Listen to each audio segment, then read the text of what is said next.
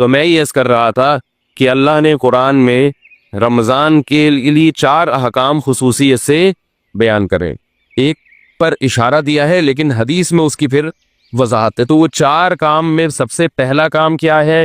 بولو بھائی، روزہ۔ اس میں تو آپشن ہے ہی نہیں، وہ تو رکھنا ہی رکھنا ہے۔ دوسرا کام اللہ نے رمضان میں جس کا خصوصیت سے ذکر کیا ہے وہ ہے تلاوت قرآن۔ رمضان کا اور قرآن کا آپس کا بہت گہرا جوڑ ہے۔ شہر رمضان الذی انزل فیہ القرآن، فرمایا وہ مہینہ ہے جس میں قرآن نازل کیا گیا، یہ وہ مہینہ ہے جس میں قرآن نازل کیا گیا۔ تو اللہ نے رمضان کا انتخاب کیا ہے قرآن کے نزول کے لیے۔ اسی وجہ سے رسول اللہ صلی اللہ علیہ وسلم نے اس مہینے میں تراویح کو مشروع کیا، تراویح کو، تاکہ اس میں قرآن پڑھا جا سکے۔ بعض جو متجددین کہہ رہے ہیں کہ تراویح کا نبی سے کوئی ثبوت نہیں ملتا، یہ جھوٹ ہے، غلط بات ہے 100%۔ تراویح سب سے پہلے کس نے پڑھی ہے؟ محمد صلی اللہ علیہ وسلم نے۔ 3 دن پڑھ کے چھوڑ اس لیے دی کہ فرض نہ ہو جائے۔ پھر صحابہ نے ابو بکر کے دور میں ہی شروع کر دی تراویح، حضرت عمر کے دور میں نہیں شروع ہوئی ہے، یاد رکھو۔ صحابہ پھر پڑھتے رہے ہیں، نبی کے انتقال کے بعد بھی پڑھتے رہے ہیں، کیونکہ اب فرضیت کا امکان ختم ہو گیا تھا۔ حضرت عمر نے صرف اتنا کیا ہے کہ مختلف ٹولیوں میں جو پڑھ رہے تھے ان کو ایک امام پہ جمع کیا ہے، کیونکہ نبی نے جو پڑھائی تھی وہ نبی نے، آپ اکیلے امام تھے اور باقی سب لوگ مقتدی تھے، تو حضرت عمر نے ان کو نبی کے نہج پہ اس تراویح کو حضرت عمر لے کر آئے ہیں۔ اور اس کو جو نیا کام کہا وہ اس لیے کہ ابو بکر کے دور میں ایک امام پر نہیں تھے، تو اس لحاظ سے وہ نیا ہے، حضرت ابو بکر کے دور کے لحاظ سے۔ سمجھنے بات کو؟ تو بعض لوگ کہتے ہیں تراویح کا لفظ قرآن سے دکھاؤ، حدیث سے دکھاؤ۔ تراویح کا لفظ حدیث میں نہیں ہے، تراویح کی نماز حدیث میں ہے۔ تو ہم نماز کو زیادہ فوکس کرتے ہیں، ناموں میں ہمیں الجھنے کی ضرورت نہیں ہے۔ آپ اگر تراویح کو کوئی اور نام دینا چاہیں تو ہمیں کوئی پریشانی نہیں، آپ اس کو صلاۃ اللیل کہہ لیں، رات کی نماز کہہ لیں، قیام رمضان کہہ لیں، تو بھی ٹھیک ہے۔ تو ناموں سے کیا ہوتا ہے؟ اور یہ تراویح ہم نے نام نہیں دیا، یہ اسلاف نے نام دیا ہے، تابعین نے نام دیا ہے تراویح کو۔ سمجھ لیں، یہ نام اس نماز کو کس نے دیا ہے؟ اسلاف نے، کیونکہ یہ عام تہجد سے، عام معمول سے ہٹ کے تھی، تو انہوں نے کہا اس کا نام کوئی الگ سے ہونا چاہیے۔ بعض لوگ کہتے ہیں پورے قرآن میں تراویح کا لفظ کہیں نہیں ملتا، نہ حدیث میں ملتا، لہذا یہ بدعت ہے۔ بھائی نام تو بہت سی چیزوں کا نہیں ملتا، وہ عمل اگر ملتا ہے تو وہ دیکھو، نماز جو ہم پڑھتے ہیں، اس نماز کا پورے قرآن اور حدیث میں کوئی تذکرہ ملتا ہے؟ بولو نا، نماز کے لفظ کا کوئی قرآن و حدیث میں تذکرہ، بولو نا بھائی، نہیں ملتا۔ اب کوئی نماز دکھاؤ، نہیں ہے، نہیں تو ہم بھائی نماز نہیں ہے، صلاۃ تو ہے نا۔ 5 نمازیں جو ہم پڑھتے ہیں اس عمل کا ثبوت ملتا ہے، اس کو نام ہم کچھ بھی دیتے ہیں۔ عربی میں اس کو صلاۃ کہتے ہیں، قرآن نے اس کو صلاۃ کہا، اردو میں ہم اس کو کیا کہتے ہیں؟ نماز کہتے ہیں۔ تو نام چینج کرنے سے کچھ نہیں ہوتا، اگر وہ عمل ہمیں مل رہا ہے تو ہم اس کو اپنی آسانی کے لیے کوئی بھی نام دے سکتے ہیں۔ اب میں کہیں تقریر کر رہا ہوں، 5 نمازیں فرض ہیں، اب کوئی جناب پروفیسر صاحب اٹھ کے کہیں گے نماز تو قرآن میں کہیں ہے ہی نہیں، تو میں کہوں یہ جو فجر ہم نے 2 رکعتیں پڑھی ہے یہ ہے یا نہیں؟ کہہ رہے یہ 2 رکعتیں تو ہیں مگر نماز نہیں ہے۔ میں نے کہا پھر کیا ہے؟ وہ کہا یہ تو صلاۃ ہے۔ وہ کہا اچھا بھائی، ناموں میں جھگڑا ہے، تم اس کو صلاۃ کہہ دو یار، ہم چونکہ اردو اسپیکنگ ہے، ہماری زبانوں پہ کیا چڑھا ہوا ہے؟ بولو نا، نماز چڑھا ہوا ہے۔ تو بھائی نبی صلی اللہ علیہ وسلم سے رمضان میں الگ سے جماعت کے ساتھ 3 دن تراویح پڑھانا ثابت ہے، لیکن اس کو آپ نے تراویح کا نام نہیں دیا۔ ابو بکر رضی اللہ نے بھی اس کو تراویح کا نام دیا، حضرت عمر نے بھی نام نہیں دیا، لیکن ایک نماز بہرحال اس کا وجود اور ثبوت ہو گیا۔ اب جب ہو گیا تو پھر اسلاف نے آسانی کے لیے اس کو الگ نام دے دیا، کیونکہ وہ الگ نوعیت کی نماز تھی۔ تہجد کی نماز جماعت سے نہیں پڑھی جاتی، نفل نماز میں لوگوں کو بلا کے اکٹھا کر کے اتنی بڑی جماعت قائم کرنا بدعت ہے۔ یاد رکھو، نماز میں جو کام نبی نے انفرادی کیا وہ انفرادی کرنا پڑے گا، اور جو اجتماعی کیا وہ اجتماعی کرنا پڑے گا۔ اجتماعی کو انفرادی اور انفرادی کو اجتماعی نہیں کر سکتے آپ۔ فجر کی 2 سنتیں جو نبی نے پڑھی ہے، اجتماعی پڑھی ہے یا انفرادی پڑھی ہے؟ بولو نا بھائی، انفرادی۔ اب اگر آپ کہیں میں 2 سنتیں جماعت سے پڑھوں گا، بدعت بن جائے گا کہ نہیں بن جائے گا؟ تو رمضان میں نبی صلی اللہ علیہ وسلم نے یہ جو نوافل تھے یہ جماعت سے پڑھے ہیں، جبکہ عام دنوں میں تہجد آپ صلی اللہ علیہ وسلم جماعت کا اہتمام نہیں کرتے تھے۔ اگر جماعت ہوتی بھی تو 1-2 صحابی آگے کھڑے ہو گئے۔ تبھی فقہا لکھتے ہیں کہ نفل نماز کی جماعت میں 4-5 افراد اگر اکٹھے ہوں گے تو یہ بدعت عمل کہلائے گا، کیونکہ نبی صلی اللہ علیہ وسلم نوافل میں جماعت کا اہتمام نہیں کرتے تھے۔ 1-2 آدمی ہو ٹھیک ہے، زیادہ نہیں ہو، تو اب جو تراویح میں اتنی بڑی جماعت قائم کی، اگر یہ بالکل الگ منفرد نماز نہ ہوتی تو اس میں پھر جماعت جائز نہ ہوتی، کیونکہ نبی صلی اللہ علیہ وسلم کا جو 8 رکعت معمول تھا پڑھنے کا وہ جماعت سے نہیں تھا، وہ انفرادی تھا، تو اس میں جماعت قائم کرنا کہاں سے جائز ہو گیا؟ عجیب بات ہے کہ بعض لوگ جو ہے نا وہ تراویح کی رکعتیں بخاری سے لیتے ہیں اور نبی سے لیتے ہیں، اور جماعت کہاں سے لے رہے ہیں؟ حضرت عمر سے لے رہے ہیں، اور ان دونوں کو ملا کے ایک مسئلہ بنا رہے ہیں۔ بھئی جب آپ جماعت حضرت عمر سے لے رہے ہیں تو رکعتیں بھی آپ کو کہاں سے لینی پڑیں گی؟ حضرت عمر سے لینی پڑیں گی، اور حضرت عمر نے یہ کہاں سے لی ہے؟ نبی صلی اللہ علیہ وسلم سے لی ہے۔ تو اب اگر کوئی کہنا ہے تراویح کا لفظ دکھاؤ تو وہ نماز دکھا دو، کہ نماز میں تو صلاۃ تو ہے نا، تو آپ اسے کہے جیسے صلاۃ کو ہم اردو میں نماز کہتے ہیں، اسی طرح اسلاف نے اس مخصوص نماز کو جو رمضان میں جماعت سے پڑھی جاتی تھی، اسلاف نے اس کو تراویح کہنا شروع کر دیا۔ اگر آپ کچھ اور کہنا چاہتے ہو تو ہمیں کوئی اعتراض نہیں ہے، لیکن یہ نماز پڑھو آپ بہرحال اور اس کو مانو۔ اور اسلاف نے اس کو تراویح کہا کیوں یہ بھی سن لیں، کچھ اور کہہ دیتے۔ یہ بھی بڑی ٹیکنیکل بات ہے، نوٹ کر لیں، نوٹ، یہ بڑی خاندانی باتیں ہیں، خاندانی۔ تراویح اس لیے کہا کہ اسلاف جو تابعین تبع تابعین جب یہ نماز پڑھتے تھے تو ان کا معمول تھا کہ 4 رکعتوں کے بعد آرام کرتے تھے، تھوڑا سا وقفہ کرتے تھے، تھکاوٹ دور کرتے تھے۔ کتنی رکعتوں کے بعد؟ 4 رکعت۔ تو اب 4 رکعتوں کے بعد ریسٹ، عربی میں ریسٹ کو استراحہ کہتے ہیں۔ کیا کہتے ہیں؟ استراحت ہوتا ہے نا، جلسہ استراحہ، استراحت۔ استراحہ اصل میں تھا استرواح، اور اس کے جو اصل حروف ہے نا وہ را، واو اور ہا ہے، رو، اسی سے مروحہ ہے، پنکھا، مروحہ، را واو ہا آ رہا ہے نا۔ پنکھا کیا کرتا ہے؟ ہوا پھینک کے آپ کو راحت دیتا ہے، بشرطے کہ چل رہا ہو۔ کہ اے سی والوں کی تو کوشش ہوتی ہے کہ نہ دے، اگر پنکھا چل رہا ہو تو آپ کو کیا دے گا؟ راحت دے گا، اور آپ کی طرف بھی ہو، ورنہ دوسرے والے کو دے گا، آپ کو ٹینشن دے گا۔ تو راحت سے نکلا یہ لفظ، صحیح ہے نا؟ تو ترویحہ راحت پہنچانے والی چیز، تو 4 رکعتوں کے کو کیا کہا جاتا تھا؟ ترویحہ، کیونکہ اس کے بعد وہ کیا کرتے تھے؟ راحت حاصل کرتے تھے۔ کیا حاصل کرتے تھے 4 رکعتوں کے بعد؟ راحت۔ اب ذرا بات سمجھنا، ترویحتن کی جمع ہے تراویح۔ ترویحتن کی جمع کیا ہے؟ تراویح۔ عربی میں جمع کم سے کم 3 افراد پہ بولی جاتی ہے، 2 کے لیے عربی میں الگ صیغہ ہے۔ دیکھو، رجل 1 آدمی، رجولانی 2 آدمی، رجال 2 سے زیادہ۔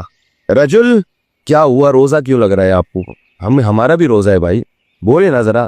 رجل ہمارے بھی روزہ ہے، اب ہمارے سامنے یہ نہ بتائیں کہ صرف آپ کو روزہ لگتا ہے، سب مسلمان ہیں۔ رجل 1 آدمی، رجولانی 2 آدمی، رجال بہت سارے، یعنی 2 سے زیادہ، وہ کہیں کچھ بھی ہو سکتے۔ ترویحتن 1 ترویحہ یعنی 4 رکعتیں، ترویحتانی 2 ترویحیں یعنی 8 رکعتیں، تراویح 8 سے زیادہ۔ پتہ یہ چلا کہ اسلاف کے دور میں 8 رکعت تراویح کا تصور نہیں تھا، ورنہ وہ اس کو ترویحتانی کہتے۔ تراویح، آپ لوگوں نے قسم اٹھائی ہوئی ہے بھائی، جملہ مکمل کیا کریں۔ اگر وہ 8 رکعتیں کا معمول ہوتا اسلاف میں تو وہ اس کو ترویحتانی کہتے، تراویح نہیں کہتے۔ مصنف ابن ابی شیبہ کی روایت ہے، جا کے دیکھ لیں۔ اور مزے کی بات یہ کہ عربی میں جمع کی 2 قسمیں ہیں، ایک جمع قلت اور ایک جمع کثرت۔ جمع قلت کہا جاتا ہے 9 تک کے افراد، اور جمع کثرت اس سے بھی زیادہ۔ تو تراویح کا مطلب 3 تراویحوں سے زیادہ، 12 رکعتوں کو بھی نہیں کہہ سکتے آپ، الا یہ کہ اس میں تسامح سے کام لیں، ورنہ اصل کیا ہے کہ تراویح کا مطلب بہت سارے تراویح، بہت سارے تراویح۔ تو اس لیے کم سے کم تراویح کی مقدار، یعنی اس لفظ جو ہے نا، یہ کم سے کم جن افراد پہ صادق آ رہا ہے وہ 12 رکعتیں کم سے کم، اور یہ لفظ بتا رہے ہیں کہ وہ 12 سے بھی زیادہ ہے۔ تو یہ لفظ خود انکار کر رہا ہے کہ تراویح 8 رکعتیں نہیں ہو سکتی، یہ اسلاف، ورنہ اس کو یہ نام نہ دیتے۔ رہی وہ حدیث موطا امام مالک کی کہ جس میں آتا ہے کہ حضرت عمر نے 8 رکعتیں اور 3 وتر پڑھائے، وہ حدیث ضعیف ہے۔ اب میں اس کی سند میں جاؤں گا تو ٹائم لگے گا، گل ویلے دی تے پھل موسم دا والی بات کر لوں آپ کے سامنے، بھائی بات شارٹ مختصر ہو اور سمجھ میں آ جائے۔ اس حدیث، وہ موطا امام مالک کس کی کتاب ہے؟ پورا نام بتا رہا ہوں، موطا امام مالک، یہ کس کی کتاب ہے؟ یہ تو ایسے پھر بھی نہیں بتا رہے یار آپ لوگ، یہ تو ایسے ہی ہو گیا جیسے ایک وہ تھا، ایک وہ بیٹھا ہوا تھا، वो पहले जमाने में सेठ चीले वो नहीं गुरु होता था ना, उसका एक चीला होता था, है चेला। तो जो चेला था ना वो बड़ा मालदार था, और गुरु क्या था, गरीब बेचारा, जाहिर है उसका नौकर था। हमारे हजरत इस पे ये वाकया इस पे सुनाया करते थे कि हर मालदार आदमी की अकल नहीं होती, बाज़ दफ़ा बेवकूफ़ों को अल्लाह दौलत ज्यादा दे देता है, बल्कि ज्यादातर ऐसा ही हो जाता है, ठीक है ना, अल्लाह अपनी कुदरत दिखाता है। तो और अगर अल्लाह ये उसूल बनाते हैं कि जिसके पास पैसा हो तो उसके पास, जिसके पास अकल ज्यादा हो पैसा भी होगा, तो बेवकूफ़ तो भूखे मर जाते बेचारे। तो क्या है कि अजीब हिसाब है कि बाज़ दफ़ा अकल बिल्कुल नहीं होती, पैसा बहुत होता है। तो इस पे हजरत ये वाकया सुनाते थे कि वो एक चेला था, बड़ा मालदार था, उसका एक नौकर था। तो चेले ने अपने नौकर से कहा, गुरु से कहा कि मुझसे, वो हजरत पंजाबी में सुनाते थे, बड़ा मज़ा आता था मुझे, वो पूरी पंजाबी इस तरह आती नहीं है, तो मैं कुछ उर्दू कुछ पंजाबी का तड़का लगाने की थोड़ी सी कोशिश करूंगा, क्योंकि इस लतीफ़े का पंजाबी में ही मज़ा है। जो लतीफ़ा जिस ज़बान में बना हो वो उसी में सुनने में मज़ा आता है, वो किसी और ज़बान में जब तर्जमा होगा तो उस बेचारे की लतीफ़े की ऐसी की तैसी हो जाती। तो हजरत इसलिए सुनाया करते थे कि वो गुरु ने उससे पूछा, बल्कि उस सराइकी में, कि अपने नौकर से कहा कि मुझसे कोई पहेली पूछो, लेकिन ये बता दूं अगर मुझे उसका जवाब ना आया ना तो तेरी ठुकाई लगाऊंगा मैं। यानी अपने नौकर से खुद ही अपनी जहानत का इम्तिहान भी ले रहा है, और फिर ये भी डर है कहीं फेल होके मैं बेवकूफ़ होना मेरा साबित ना हो जाए। तो कह रहा है कि अगर मुझे उसका जवाब नहीं आया ना, मुझसे हल नहीं हुई, तो मैं तुझे छोड़ूंगा नहीं। और वो बेचारा परेशान, यहीं से बेवकूफ़ी शुरू हो गई ना। अब वो कह रहा है कि यार सोच के कोई ऐसी पहेली लेकर आओ बहुत ही आसान हो, बहुत आसान हो, जिसका जवाब आ जाए। तो अब उसने पहेली पूछी कि हुजूर बताओ कि एक जानवर है ते पूंछ घुमेंदी है, घुमेंदी पंजाबी का लफ्ज है, सराइकी का लफ्ज है, सराइकी है ना, तो सराइकी में लतीफा, पूंछ घुमेंदी है, चूल्हे के गिर्द घूमती है। यानी एक जानवर है जो अक्सर चूल्हे के गिर्द घूमता है और दुम हिलाती है रहती है, सही है ना। और मजीद आसान करने के लिए बोले मियाऊ मियाऊ करेंदी है। अब तो बात ही हल हो गई ना। एक जानवर है जो घर में रहता है, दुम हिलाता है और अक्सर चूल्हे के गिर्द घूमता है और मियाऊ मियाऊ करता है। बूझो की है, बताओ भाई कौन सा जानवर है।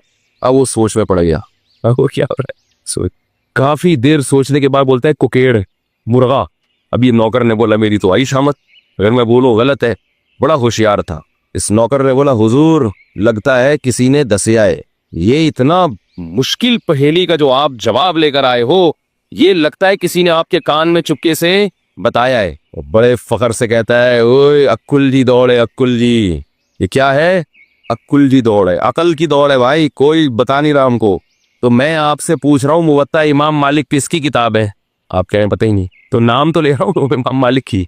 ये तो ऐसे ही हो गया जैसे एक इम्तिहान में सवाल आया, पहले मोहम्मद बिन कासिम का पूरा तस्करा था कि उसने हिंदुस्तान पे 17 हमले किए और ये किया और वो किया। आखिर में बच्चों से सवालात थे, क्योंकि वो बच्चे इतने नालायक थे आजकल जैसे स्कूलों के होते हैं कि वो उस्ताद पेपर इतना आसान बनाते हैं फिर भी पास नहीं होते।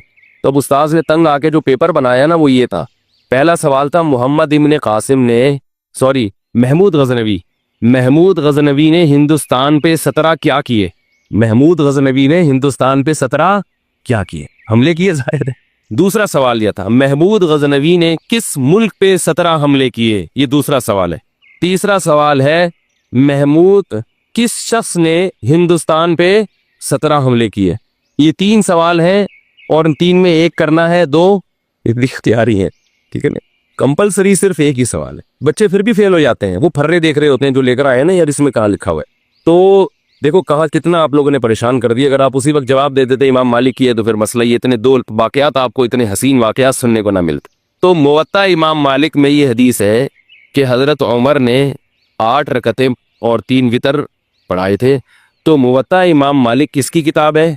इमाम मालिक की। इमाम मालिक में खुद इस हदीस को नहीं लिया है, ये ज़ईफ है। अगर ये सही होती तो जो इसका मुअल्लिफ है सबसे पहले वो इसको फॉलो करता ना। खुद इमाम मालिक का ये मजहब नहीं है कि तरावी 8 रकतें हैं, खुद उन्होंने इसको फॉलो नहीं किया। समझ रहे हो बात को? तो इसलिए जो मुज्तहिदीन है, जो फुकाहा हैं, उनकी बात को मानो भाई, जो सारी दुनिया चलती चली आई है। अब ये तो अब रिवाज हो गया इतना। फिर भी बार बार मैं ये कहता हूँ कि लड़ना नहीं चाहिए इन छोटे मसाइल में, बस आपका नजरिया दुरुस्त करना, मौक़िफ़ अपना सामने रखना मकसद है। फिर भी कोई 8 पढ़ रहा है, 20 पढ़ रहा है तो किसी पे तंज न मारो। लोग क्या करते हैं कि एक दूसरे पे तंज करना शुरू कर देते हैं, तो आप अपने आप को मुत्तबी सुन्नत समझे और दूसरे पे तंज मारें, ये तरीका गलत है। और नबी सल्लल्लाहु अलैहि वसल्लम के ना ये अखलाक है ना ये सीरत है। वो बोले भाई उस बेचारे की जो समझ में आया, उसको नबी का जो तरीका उसकी समझ गया, वो अपने हिसाब से सुन्नत को फॉलो कर रहा है, तो ठीक है। उसको अगर वो इज्तिहादी खता पे है तो اللہ تعالیٰ پھر اس کو، اگر وہ اس میں صلاحیت ہے اجتہاد کی اور خطا ہو رہی ہے تو اللہ اس کو ثواب دے دے گا اس کا۔ تو دو کام میں نے بتا دیے۔ دوسرا کام کیا ہے؟ تلاوت، اور اسی کے لیے نبی صلی اللہ علیہ وسلم نے تراویح کو مشروع قرار دیا۔ پھر آپ صلی اللہ علیہ وسلم حضرت جبریل کے ساتھ رمضان میں قرآن کا دور کیا کرتے تھے، تو اس لیے رمضان میں رات کو تراویح بھی پڑھنی چاہیے اور دن میں بھی تلاوت کا اہتمام کرنا چاہیے۔ تیسرا کام جس کا حدیث میں ذکر ملتا ہے اور قرآن نے اشارہ بھی دیا اس کی طرف، وہ کیا ہے؟ صدقات و خیرات کی کثرت۔ روزہ رکھنا آسان ہے، مال خرچ کرنا مشکل۔ آج کل لوگ منتیں جو مانتے ہیں نا کہ میرا یہ کام ہو گیا تو یہ کروں گا، یا خواتین جو منتیں مانتی ہیں، نماز روزے کی تو منتیں مانی جاتی ہیں، پیسے خرچ کرنے کی منتیں نہیں مانی جاتی۔ دکھتی رکھ پہ ہاتھ رکھا کہ میں نہیں رکھا، میں نے پیسے خرچ کرنے کی منتیں نہیں مانی۔ پیسوں سے ہمیں بہت محبت ہے، اور اللہ نے جہاں نماز کا ذکر کیا وہاں مال خرچ کرنے کا ذکر ساتھ ساتھ کیا۔ اس سے پتہ چلتا ہے کہ اللہ کو کنجوس نمازی پسند نہیں ہے۔ تو ہم اس نوٹ سے دل نہ لگائیں، اس پراپرٹی سے دل نہ لگائیں، رکھیں، مگر ساتھ ساتھ اللہ کی راہ میں خرچ بھی کیا کریں۔ آپ کو پتہ ہے کہ پہلے صوفیاء کرام کی جو خانقاہ ہوتی تھی، آج کل چند ایک کو چھوڑ کے اچھے لوگ بھی ہیں تصوف میں، الحمدللہ انہی کی برکت سے آج یہ دین قائم ہے۔ ہم بھی اسی تصوف کے سلسلے سے جڑے ہوئے ایک نالائق ہیں جو آج یہاں بیٹھ کے ٹوٹا پوٹا دین کا کام کر رہے ہیں۔ تصوف پر رد ہرگز مقصد نہیں ہے، کسی کا مذاق اڑانا مقصد نہیں ہے، لیکن بہت سی خانقاہیں کھانے پینے کا ایک ہوٹل بنی ہوئی ہیں، لنگر فری کے چل رہے ہیں، اور مریدین آگے پڑے ہوئے کھا رہے، کھا کے گردنیں موٹی ہو رہی ہیں۔ جب ان سے پوچھا جائے کہ تم یہاں کیوں پڑے ہوئے ہو تو کہتے ہیں ہم اصلاح کرنے کے لیے آئے ہوئے ہیں۔ ہم کیوں آئے ہوئے ہیں؟ اصلاح کرنے۔ چلو پھر بسم اللہ کرو، کھانا کھو۔ پھر وہ سیٹ کوئی وہ لے آیا، دیگ لے آیا بریانی کی، تو بھائی کوشش کیا کرو جتنا ممکن ہو کھانا اپنے پیسوں سے کھایا کرو، اس سے اصلاح زیادہ ہوتی ہے۔ دوسروں کے پیسوں سے کھانا کھانے سے اصلاح بولو نا کم ہوتی۔ اور اگر خانقاہ میں ہو تو کوشش کرو کھاؤ ہی نہیں، روزے رکھو، کیونکہ روزے رکھنے سے جو اصلاح ہوتی ہے وہ کھانے سے نہیں ہوتی۔ تو بہرحال تو پہلے، لیکن اچھی خانقاہیں بھی ہیں الحمدللہ۔ تو میں یہ نہیں کہہ رہا کہ لنگر کوئی کھلا رہا ہے تو وہ غلط کر رہا ہے، اور جو کھا رہا ہے غلط کر رہا ہے، بدگمانی جائز نہیں ہے، لیکن تھوڑا سا اپنے اوپر بھی انحصار کرنا چاہیے نا۔ ایک خانقاہ ایسی ہے ملیشیا میں، میرا بھائی وہاں گئے، انہوں نے بتایا کہ جس کو بھی ملیشیا میں کھانا مہنگا پڑ رہا ہے نا، ہوٹل سے خرید کے کھانا، وہ شیخ سے اصلاحی تعلق قائم کر کے خانقاہ میں ایڈمیشن لے لیتا ہے۔ آنکھوں دیکھا واقعہ بتایا انہوں نے، شیخ سے اصلاحی تعلق قائم کریں گے اور خانقاہ میں ایڈمیشن لے لیں گے، اور پھر وہاں پہ لنگر آ رہے ہیں اور وہ اصلاح کی نیت سے کھا رہے ہیں۔ تو اگر کبھی جانا ہو تو ملیشیا میں مجھ سے پوچھ کے جائیں آپ لوگ، ٹھیک ہے نا؟ میں اپنے بھائی صاحب سے پوچھوں گا بھائی وہ کدھر ہے یار وہ خانقاہ، میں نہیں جاؤں گا وہاں، بات کر رہا ہوں۔ تو ایسے لوگ بھی ہیں۔ تو جیسے جب وہاں ملیشیا میں ہو سکتا ہے، حالانکہ وہ بھی ہمارے ہی ایک سلسلے کی خانقاہ ہے، تو یہاں نہیں ہو سکتا کیا؟ یہاں بھی ہے۔ تو اس لیے پہلے کیا تھی؟ خانقاہ تھی، تو اس میں جو ہمارے صوفیاء کرام ہیں وہ کیا کرتے تھے؟ اپنے مرید کے دل سے دولت کی محبت نکالنے کے لیے کیا کرتے تھے؟ کڑک کڑک نوٹ اور سکے جلوایا کرتے تھے۔ اس کو ہمارے حضرت جو ہے نا، ہمارے شیخ مفتی رشید احمد صاحب ایسے بتاتے تھے کہ اگر دل میں نوٹوں کی محبت ہے نا، جیسے آج تو نوٹ ہے سکے نہیں ہے، پہلے تو دینار ہوتے تھے، درہم ہوتے تھے، تو فرماتے تھے کہ ہم پھر یہ کریں گے کہ جس کے دل میں پیسے کی محبت ہے نا، کہ ہر وقت اپنے بٹوے میں پیسے گنتا رہتا ہے اور دیکھتا رہتا ہے اتنے پیسے ہو گئے، اتنے ہو گئے، اتنے پیسہ، اتنا پیسہ، تو فرماتے تھے اس دل سے دنیا کی محبت نکالنے کے لیے ایک کام کیا کرو، 5000 کا کڑک نوٹ پکڑو اور ایک طرف ماچس کی تیلی سے آگ لگاؤ اور آہستہ آہستہ اس کو جلاؤ۔ کرنا نہیں ہے یہ کام کہیں آپ شروع نہ کر دیں آپ، یہ تو کسی شیخ سے باقاعدہ اجازت لے کے، وہ آپ کے حالات دیکھ کے آپ کی نفس پکڑ کے چیک کرے گا کہ آپ کی بیماری یہاں تک پہنچ گئی ہے کہ آپ صدقہ بھی نہ کرو، آپ تو جلاؤ، آگ لگاؤ ان نوٹوں کو، لیکن آپ نہ کرنا۔ یہ ڈاکٹروں کی باتیں وہ ذرا اوپر کی باتیں ہیں، میں ایک بتا رہا ہوں کہ ایسا بھی کیا ہے دل سے پیسوں کی محبت نکالنے کے لیے۔ وہاں تک کنارے پہ آگ لگاؤ، پھر آہستہ آہستہ جب وہ نوٹ جلے گا تو آپ کا دل بھی اندر سے جلے گا، بڑا کلاوازیاں کھائے گا، ہائے ہائے کیا ہو رہا ہے۔ فرمایا پوری گڈی رکھی ہوئی، پھر دوسرا نوٹ، پبلک بھی دیکھے گی، بولے گی کیا ہو رہا ہے بھائی ہمیں دے دو، بولا نہیں آگ لگاؤں گا۔ آگ جب فزیکلی کوئی کام کیا جاتا ہے نا، فزیکلی، تو اس کے اثرات بھی آپ کی باڈی پہ پڑتے ہیں، آپ فزیکلی فٹ ہونا شروع ہو جاتے ہیں۔ صرف بیانات سنیں گے تو صرف ذہن متاثر ہوگا، آپ کی باڈی متاثر نہیں ہو۔ دیکھیں میں اگر آپ کو بیان کروں کہ روزانہ جو ہے وہ 2 کلومیٹر یا 5 کلومیٹر جاگنگ کرنی چاہیے روزانہ، آپ سنیں یہ तो क्या आप हल्के होना शुरू हो जाएंगे? जब तक आप करेंगे नहीं होंगे।